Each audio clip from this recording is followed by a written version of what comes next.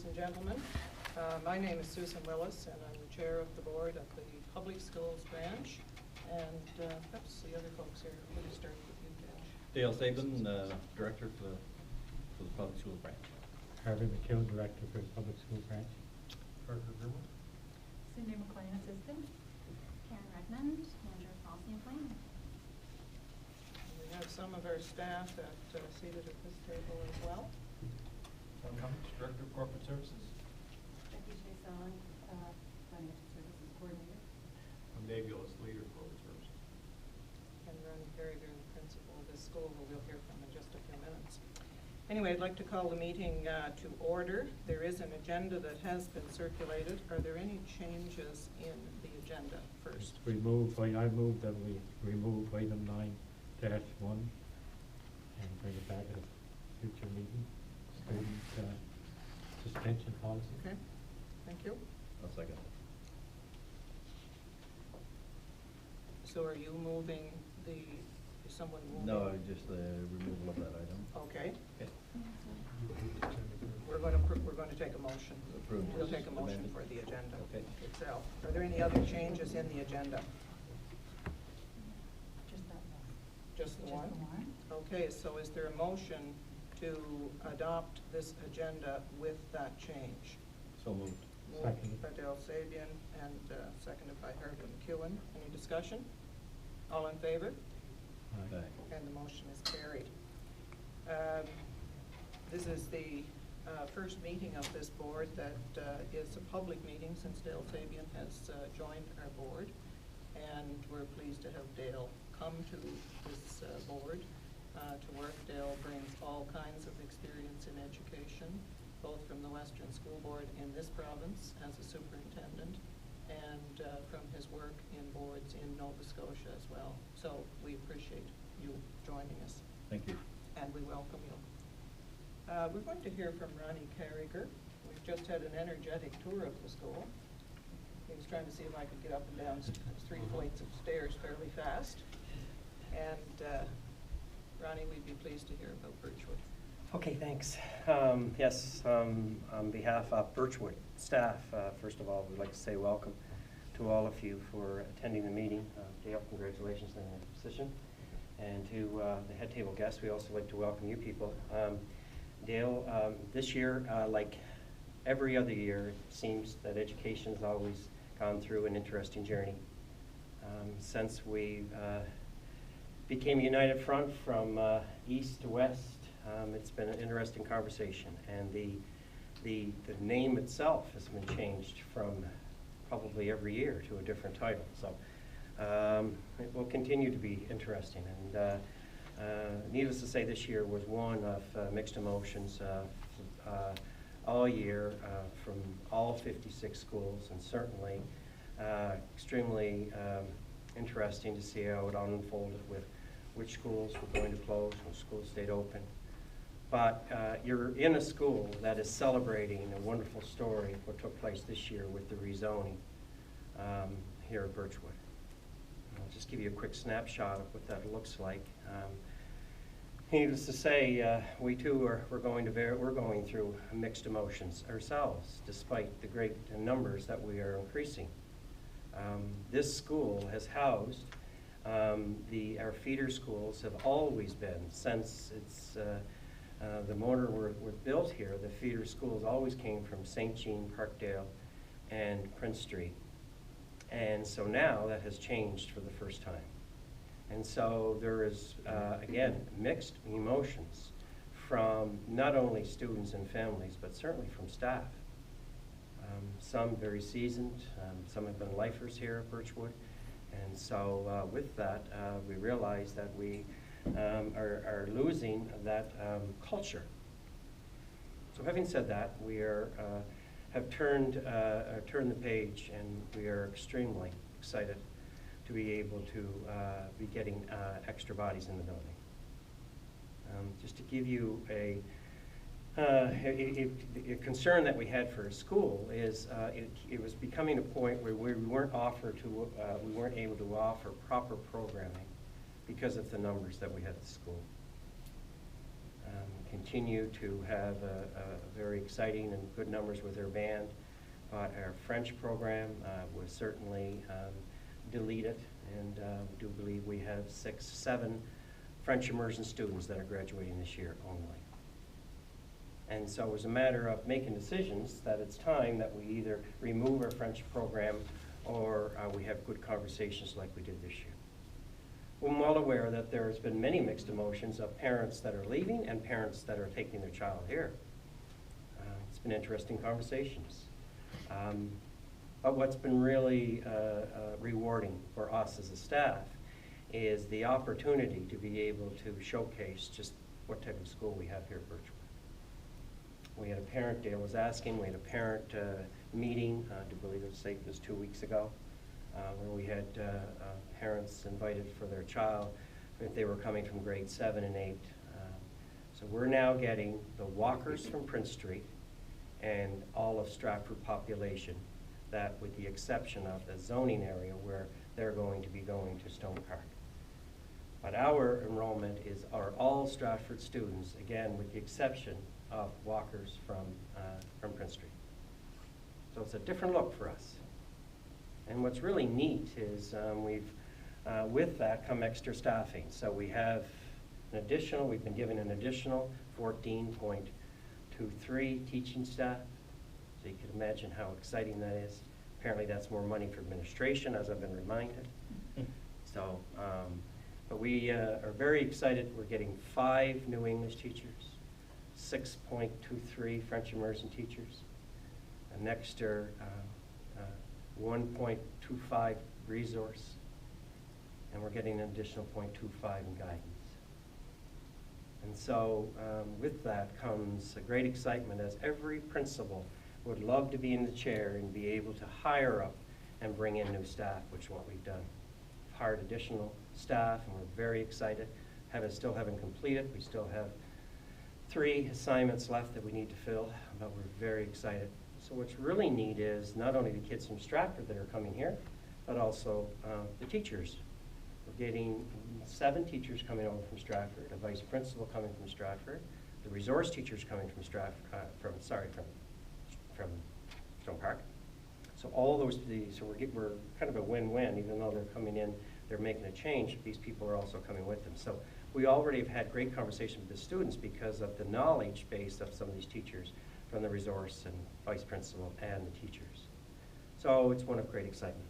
It's kind of like the saying, be careful what you wish for. You've got some good news and bad news. The good news is you're going to heaven. The bad news is you're going tomorrow. That's kind of the way we felt whenever we were hit with the punch. So, but I can honestly say we have truly enjoyed the process. The branch have been extremely supportive in understanding that we are going from 260 students to 470 students. The differences, which is interesting, is we go from only, I do believe we have 220 English students, so now we're going 238 English students. That's all. We only have 18 more English students. But it's a significant number of French immersion students that we're getting. And so we're getting an additional 260 students of French immersion. So really we are closing one school and opening another. We are getting, again, the students that are presently in our building are all going, with the exception, 22 students. And the rest are all new, of 440 some students. So it's a total shift, but I honestly can say our staff are extremely excited. Just finished taking the tour, and we're very easy. It's very easy to place these students. We have 11 open classrooms that haven't been used for the last couple of years. So it's neat to know that we have bodies and going in those classrooms as we speak. So I wanted to give you a quick snapshot, first of all, of where we are. We do have some areas of concern that we're continuing to work at with the board. But as far as the French resources, they've been very supportive from the department, and with John, as far as conversations, as far as the desk and many other material things that need to be in the building. Who has been very cooperative, and we've had good conversations, and we continue to hammer that out as the year comes to a close. The areas that we're continuing to look at, and it's one of concern, is the safety of drop-off for the students and how that's going to work. And take a look at, they were having some issues with it at Stone Park, and take a look at their parking lot versus how we're going to work it out here. We've been having good chats. I continue to remind the branch, it's as they also would echo the same comment. It is all about student safety, and so we want to make sure that we are able to, that we're able to have the best plan in place. In closing, it's been interesting. You know, parents, and for good reason, hesitant as far as what they've had at Stone Park and are we going to have it here. And I stand here with great confidence that we are looking forward to able to offer similar program and even more program that we have here at Birchwood that they've had at their previous school. So again, look forward to those conversations, from French trips to all the different, from our band and from our French clubs and all the different clubs that make a school, certainly make an intermediate school. Okay, I'll leave it at that. Only had a few minutes. If there are any questions, feel free to house. Again, what was really neat, where we all felt just a great sense of, you know, wow, it certainly is happening, is the fact last Friday when we had our grade 7s in the morning and our grade 8s in the afternoon from Stone Park. Just neat to be able to see the faces, and 90-some% of them raised their hand to say it was the first time they were in the building. So you could imagine the anxiety, and that's only natural, and it's what we deal with every single day. So we're looking forward to making that transition as smooth as possible. Okay, thanks, and again, welcome to Birchwood. Thank you very much, Ronnie, and we appreciate that these are very busy days in schools, in all of our schools, and they're busy as teachers and everyone working with students concludes the activities of the current school year and tries to keep everybody on track for the last few days of the school year as well. So we appreciate you being here this evening and for hosting this meeting. We've had the opportunity to be in a number of schools over the year, and appreciate your hosting. Thanks. The introduction or the orientation that you gave to parents, you and your staff gave to parents, was greatly appreciated. Heard very positive comments about it, and we wish you well as you start the next school year with those curricular and extracurricular opportunities at Birchwood for the students who will be part of your school next year. So let's come back into our agenda, and we have minutes of the January 10th Board of Directors meeting that have been provided. Are there any errors or omissions in the January 10th meetings, minutes from the meeting? First. I move that they be accepted. Thank you, Herbie. Second. Seconded by Dale Savian. Is there any discussion on the motion? All in favor? Aye. And the motion is carried. We have as well the minutes from the April 3rd special board meeting of the Public Schools branch. And you have those minutes before you as well. Are there any errors or omissions in those minutes?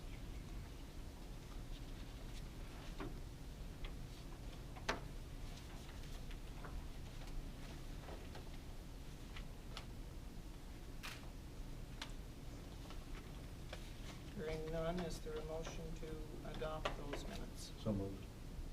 Moved by Dale Savian, seconded by Harvey McEwen. Any discussion on that motion around those minutes?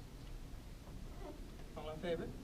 Aye. Aye. And the motion is carried to adopt the April 3rd meeting minutes.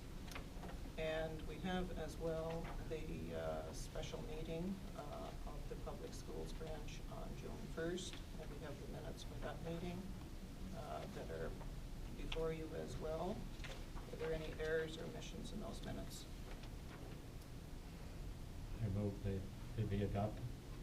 So it's moved by Harvey McEwen, Second. seconded by Dale Sabian. Any discussion? All in favor? Aye. Aye. And the motion is carried to adopt those minutes. Parker, your report. Great. Good evening, everybody. Good evening.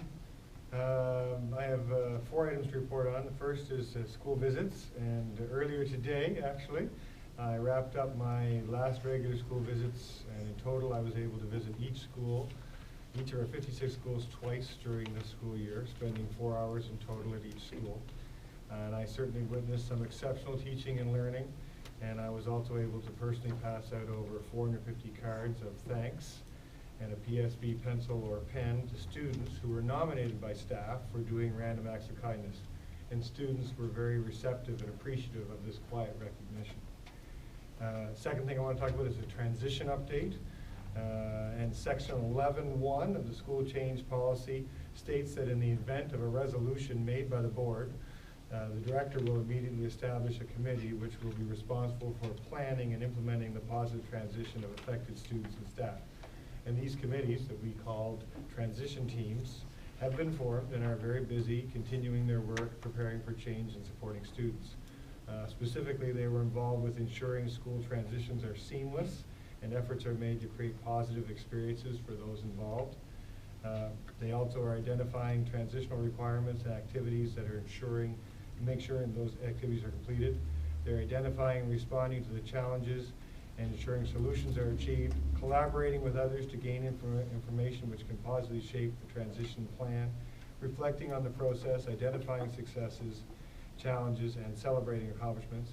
And there is a branch-based transitional team, as well as 2 joint school-based teams, transition teams. One is a Charlottetown Intermediate team, and the other is a Cardigan, Charlottetown, Stratford elementary team that are focused on these tasks, which include creating new transportation routes, getting new populations confirmed, developing staffing based on population and needs, looking at maintenance and construction, looking at parking lots and playgrounds, looking at moving items on a list and moving items on a schedule, looking at whiteboards and technology, looking at the requirements for special needs students, looking at books and materials, working with home and schools, working on bell times and schedules, developing and delivering helpful information and communication. Transition teams have been working hard to prepare students, parents, and staff and schools for the changes that will commence in September. And these teams have been meeting and planning for the transition since mid-April. Open houses have taken place in several of the affected schools over the past 2 months, and they wrapped up last week. These orientation sessions have allowed transitioning students and parents to find out school-related information, while at the same time getting an opportunity to meet with other students and staff. The open house activities varied from school to school, but some of the activities that took place included games in the gym, school tours, slideshow presentations, welcome packages, questions and answers, and I even heard of a school where the students had written welcome cards to students that were visiting on a subsequent day. Some schools also provided snacks and refreshments for all to enjoy. The feedback from staff, students, and parents has been very positive. I'd also like to talk about the school staffing process, teacher allocation process for 2017-18. Teacher positions have been allocated fairly and consistently across the province, building equity for students and support for teachers through more consistent student-teacher ratios. We were very pleased to have received 25 additional teachers, and these new resources helped us to address some pressure points in class size and class composition. Our primary goal was to put teachers where students are, to improve class size and to support teachers with class composition challenges, to ensure schools with similar configurations were staffed similarly, and to build equity for students across the province. And with the support of principals, we assigned preliminary numbers and met with them to listen and make adjustments where required. These new positions were allocated evenly across the province based on discussions that we had. We have responded to the needs of teachers by closing the gap in student-teacher ratios. Some schools will see an increase and others a decrease based on the number of students and the needs of the school. we've tried to minimize the impact on any individual schools. Teacher allocations are assigned on an annual basis based on the enrollment and needs.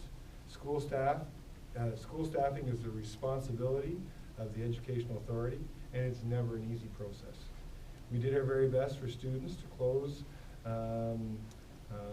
and work with their school leadership. We appreciate the advocacy of school communities, and we believe that when they look at the overall staffing, they will see that teachers have been allocated in a fair and equitable manner in the best interest of all students. And I've attached 2 documents indicating the staffing allocations for both last year, or this year that we're presently in, and also for next year. And they talk about the student staffing ratios. The last item I'd like to discuss is high school graduations. It's that time of the year. And graduation ceremonies for the public schools branch high schools are planned for the following dates. June 22nd, Charlottetown Rural, Kincora Regional High School, Montague Regional High School, Morel Regional High School, Surrey Regional, Three Oaks Senior High School, and West Isle Composite. June 23rd, Bluefield Senior High, and June 26th, Colonel Gray Senior High and Kensington Intermediate Senior High School. Thank you. Thank you very much. Parker, any questions for Parker? Just one question. I know earlier in the year there was some concern that there could be difficulty finding qualified French immersion teachers. And that was sort of something that not only in our province, but across Atlantic Canada. How is that working out? Well, there was a concern because, of course, New Brunswick had brought back in early immersion, starting at kindergarten. They had a few years ago moved it to grade 3, so we were worried. But so far, we're feeling encouraged so far because we had a number of contract teachers of good quality who were teaching French immersion who we've now been able to secure in a more secure way. But we recognize the importance of recruiting and building a good teacher base through for our French immersion programs as they expand. Any other questions? Parker, thank you very much, Parker. Thank you. And thank you to you and your staff for the work on so many different fronts that you've taken on over the last couple of months through this process of transition for schools. And I know that continues over the next days and continue through the summer as well in some areas of need also. So your report will be attached to our, will become a part of our minutes? It should be. Okay, thank you. Will be. And the budget approval for the 2017-18 year. John, are you speaking to that item on the agenda, please? Okay, thank you very much. Tonight we're bringing forward the operational budget for the 2017-18 fiscal year. And our fiscal year covers the period of April 1st, 2017 to March 31st, 2018. We are bringing forward an operational budget tonight that is a balanced budget. Essentially, we budget operationally for all the things that happen outside of salaries. In this particular budget, our salaries are allocated to us from the department as FTEs. So we get FTE funding for everything from teachers to custodial and so on and so forth. And that comes as a separate number based as a staffing number, a head count. But tonight's budget is operational in nature. The funding that we receive is provided by the Department of Education, essentially in its entirety. We do have some other small additional revenues, but essentially the revenue that we're bringing forward tonight to build this operational budget totals $18,721,700. And that would consist of administration grant of $1,502,700,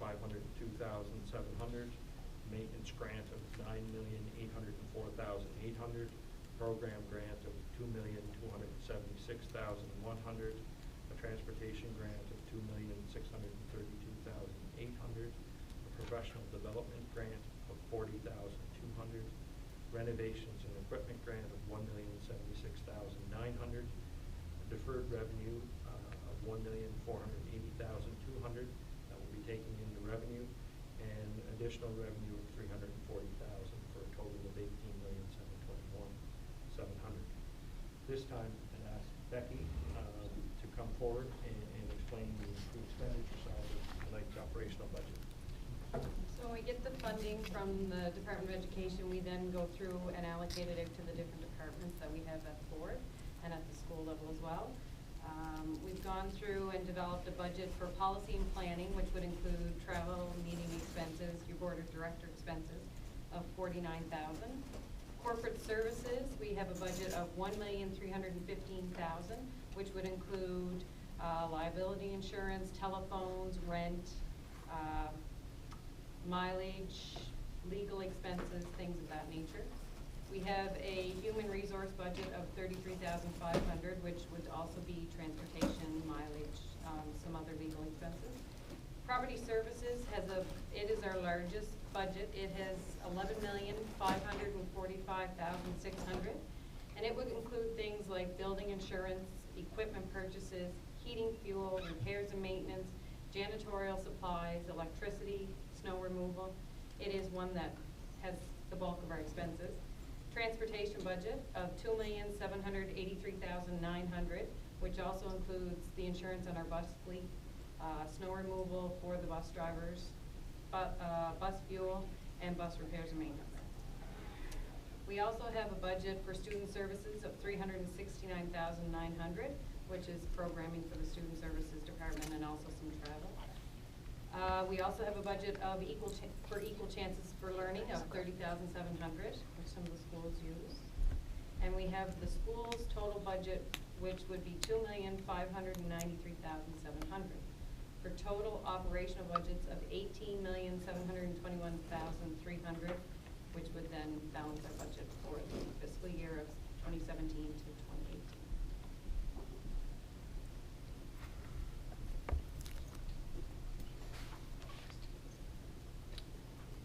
So we're gonna need a motion is there a motion to adopt this operational budget for the board? Be it resolved that the proposed public schools branch budget for the 17-18 fiscal year be adopted as presented. Seconded. Is there any discussion on the motion? Is there any questions of John, Rebecca? I just wonder, John, if you might comment on the whole area of maintenance or property services and where that budget item would be in relation to the needs. Well, I think maintenance of our buildings is probably one of our greatest challenges. We have over 3.5 million square feet of space. There are 56 schools, and we have 4 maintenance depots and a trade center. So it is a challenge. And when you look at our total budget of $18,721,000, you need to almost realize that there's very little discretion in that, and very little discretion even in our maintenance, because a large portion of that would be electricity, heating, and repairs. So we can always use more money for repairs, because we are struggling, with aging facilities as we, try to manage that, and the repairs that come with the increasing age of our facilities puts increased pressure on our budget. So from the repair side, that is a challenge. We are going to be challenged if there is, an upward rise in the price of fuel. We have seen some increase in our last fiscal year, but as we go forward, if that were to maintain itself, and that's sort of what this budget is built on, is sort of a constant level of pricing for fuel, then we're probably good. If we do see a significant rise in fuel costs, then that will pose increased pressure on our maintenance budget. Thank you. John, at what point does an expenditure become a capital versus maintenance? For example, if we had to replace part of the roof in this school, does it come out of the maintenance or come out of the capital? So the requirement that we have to categorize the expense as a capital expenditure would be, our threshold is $10,000. So anything that would be under $10,000 would be an operating expense and would be attributed to this particular budget that we're here. If it was in addition, in excess of $10,000, we would access funding from the department. The department provides us with capital funding in excess of $10,000, where we would put forward projects for consideration, and those projects would be funded that way. And through that process, as I said, we have the same challenges in regard to trying to ensure that the pot of money is sufficient to deal with all the capital repair projects that we would have in excess of $10,000. Any other questions or comments? That's fine. I have a quick question. I'm just wondering, like, I know we're talking budget and stuff, and I'm just wondering, is construction of new, I just heard construction in there, is there construction of expansion of schools, is that under you guys, or is that under somebody else? I'm just wondering where that falls into place, like, if when Glen Stewart, for example, or Stratford Elementary, where does that expansion come from? Like, where does that money come from for expansion of those It would come buildings? from capital. It would be a capital project of the government. Okay, so that's not under you guys, that's somebody else, correct? Like, I know that you guys have said that that's something that needs to be done, but there's been no movement on that, and we're just wondering what, who that is that we're supposed to touch base with. Is it you guys that we touch base with, or is it somebody else? Essentially, there's three different buckets of money. There's the operational money that would deal with anything under $10,000. There would be another pot of money that I would talk about repairs. So if we had to replace half the roof of this school, that would be sort of the repair budget that the department would have. If we were looking to do something more significant than what we would deem as a repair, that would be like a capital project. So if we were building a new school or something, so then the board in the fall, prior to the capital budget, would provide the department with priorities or challenges that we would face, and that would be, as the chair has pointed out, would be funneled through the capital budgeting process of the province for consideration. So it's somebody above you guys that we would need to speak to on that, because I know that you guys have put in that recommendation for expansion of new infrastructure in Stratford for Glen Stewart and Stratford Elementary, but so far nothing has been done with that, and I mean, come fall, it's gonna be too late, and we're busting at the seams at both schools. So, is there somebody that you can direct me to that we need to speak to? Well, I think John has just explained it, because it is through the capital budget Yes, but process in the yes, fall I of the understand year. that, but who is it that we go to? Like, what department is it? I know that you guys obviously don't, you guys put the recommendation in, but who is it that I call to voice my concerns over the issues in Stratford? Well, you can voice your concerns with your representatives in the area. We have. Yeah, you have, but it's still, we'll have to go through a capital budget process in the fall of the year. That's the way that I would expect that it would be handled. Okay, so nothing will be done for the fall of 2017. It will be. Well, in a practical look at this, there wouldn't be anything that could be done between tonight and No. September anyway. I'm not sure if you're asking if No, something no. physical would happen, or No. there would be significant action on But there this. won't be anything done before this budget, before this Before the capital yeah, budget process? like there won't be anything even done until then, is what I'm understanding. That until that, you just said that it would be brought up then about what would need to be done. But so, in my understanding, there's not gonna be anything done until that time. It Like, would and be- I don't mean physically building a No, school, yeah, but just I so we're mean, there clear. won't be any discussions or anything until that time. Well, there That's- are always discussions, but the capital budget process of government, they take information, they would take, in this case, take information from the Department of Education, which would take information from school boards around those capital needs, and that funnels in through a capital budget process, and government does make decisions that the capital budget is approved in November, normally in November of each year. But that is the process. So through the school board, for parents to speak to school board to. You could always speak to the school board, but you could also speak to your MLA in the area. But there, John's outlined the board process here and the 3 areas of money.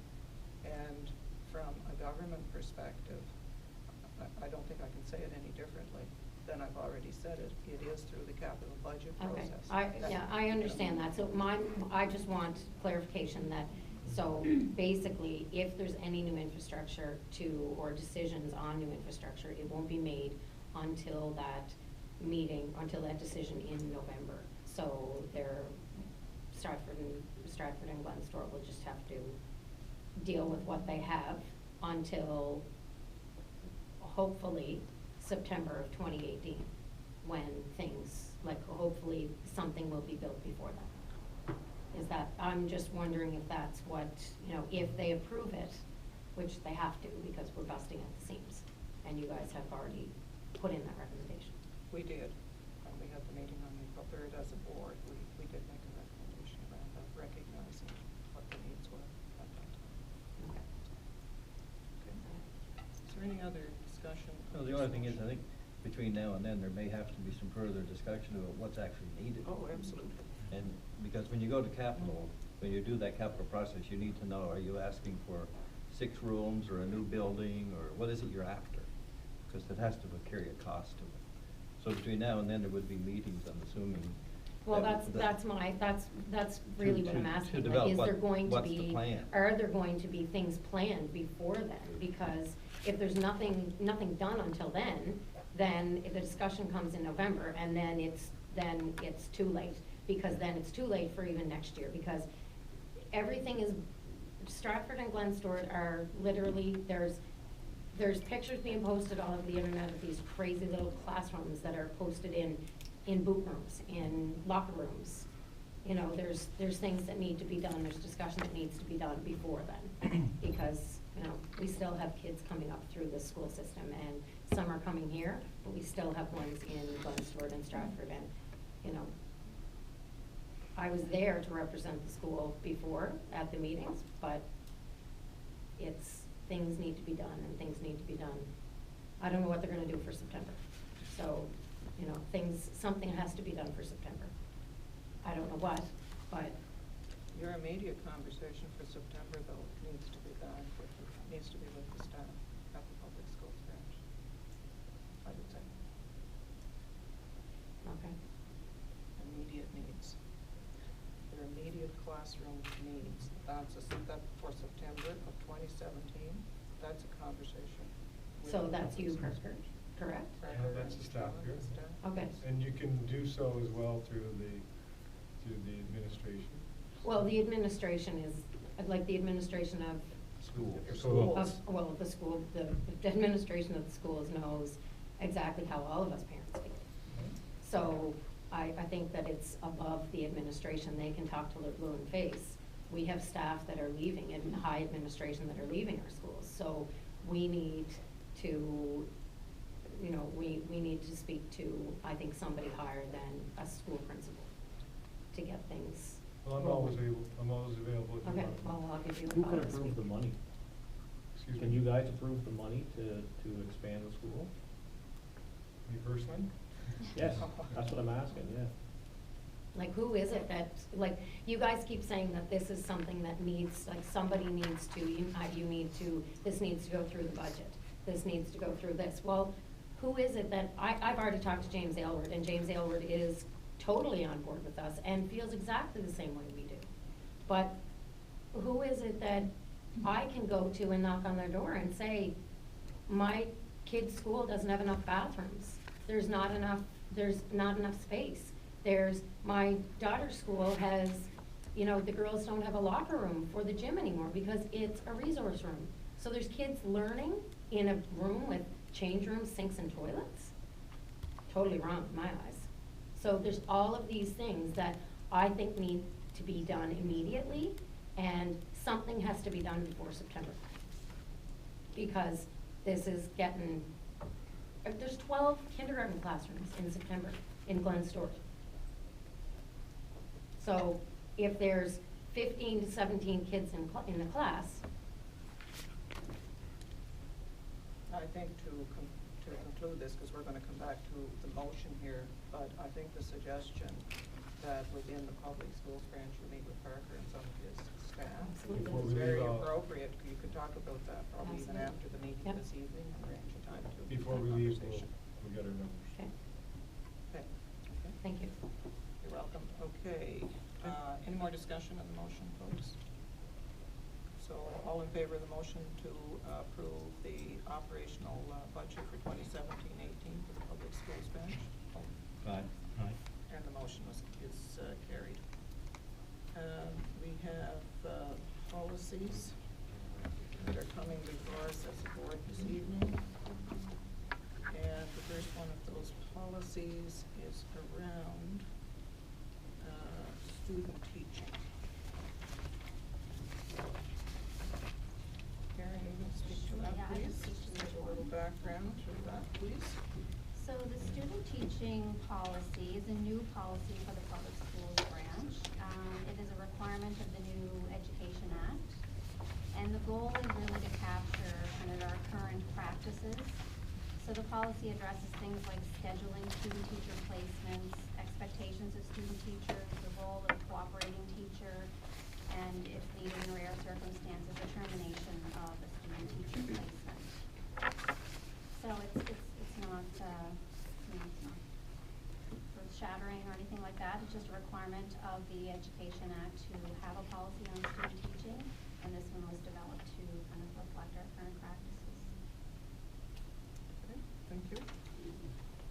Is there a motion regarding this policy? Be it resolved that the proposed operational policy 503, student teaching be adopted as presented. Second. So moved by Harvey and seconded by Dale. Is there any discussion on that motion? All in favor? Aye.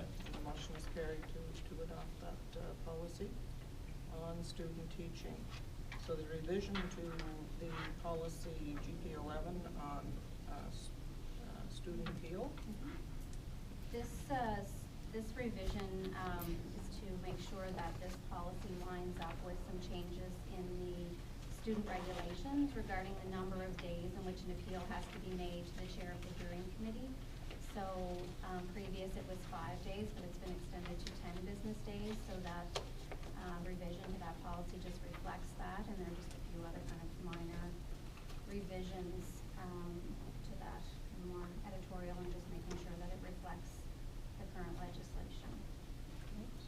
Thank you, Karen. Is there a motion to adopt this, the revision to this policy? Be it resolved that the proposed revisions to Board Governance Policy GP 11, Student Appeal, be adopted as presented. Seconded by Harvey. Moved by Dale, seconded by Harvey. Any discussion on this? All in favor? Aye. The motion's carried. School attendance zones. It's also a revision to this policy, and it just reflects the changes made from the school change process. This policy talks about the establishment of school attendance zones and outlines that there are 10 families of schools, each comprised of a high school, intermediates, and elementary schools. But now with the school changes, we have the amalgamation of the Colonel Gray families of schools and the Charlottetown Rural families of schools into one. And so this revision is just to reflect now that there is 9 families of schools and not 10, and that the composition basically involves high schools, intermediates, and elementary schools. I think that's it for that one. That was the only change. Is there a motion to adopt this policy? Be it resolved that the proposed revision to policy Board Governance Policy GP 12, establishment of school attendance zones, be adopted as presented. Second. Any discussion? All in favor? Aye. The motion is carried. And the next one is a rescission of the former Eastern District policy on school budgets. Karen, can you speak to that, The please? next three policies are kind of in our efforts to look at the old former Eastern School District policy. And these three policies, the first one being school budgets, DFAA is the number assigned to it. We're asking the board to rescind this policy. The references in it are outdated. It references the School Act and those types of things, and so we have new legislation. Those things are outdated, and the information that's in it just has been incorporated into good business practices. Is there a motion? Be it resolved that Eastern School District Policy DFAA school budgets be rescinded. Second. Any discussion? All in favor? Aye. And the motion is carried, and the rescission of the budget and business planning policy. So likewise with this former policy, it was created in 2003 and just reflects the kind of predates the current structure, I guess, with changes in fiscal year. And our current practices just follow normal business and operating practices. And so relying on the financial policies that we do have, one called DL5, Financial Conditions and Activities, and another DL6, Financial Planning and Budgeting, it was felt that this policy was no longer needed. Is there a motion on this one? Be it resolved that the Eastern School Board District Policy DBC, Budget and Business Planning be rescinded. Second. Discussion? All in favor? Aye. Motion is carried. And the last rescission is around the superintendent's role description. Right, it's another former ESD policy that talks about the role description of the superintendent. And this policy predates the current structure and the kind of the roles and responsibilities that are identified in it. And so the responsibilities of the director of the public schools branch is well defined in the Education Act and in our Board of Governance policies. So it's felt like it was no longer needed. Is there a motion regarding this one? Be it resolved that Eastern School District Board Regulation GBEA-R, role description of the Superintendent of Education be rescinded. Seconded. Any discussion? All in favor? Aye. And the motion is carried. Karen, thank you. And we look forward to more of those, more of that policy work coming before the board, and especially ones that bring an alignment between policies that existed for the Western School Board, the Eastern School District, the English Language School Board, and so on, as we work ahead. We have a presentation this evening, and is our presenter ready? Are you ready to present? And Mr. Northway is here to make a presentation to our board this evening, and it's on DONA and zoning regarding DONA, I understand. And I think we're going to move so that we can well, I think we'll need a little bit so we can see your presentation. Can I click for you? If you'd like to.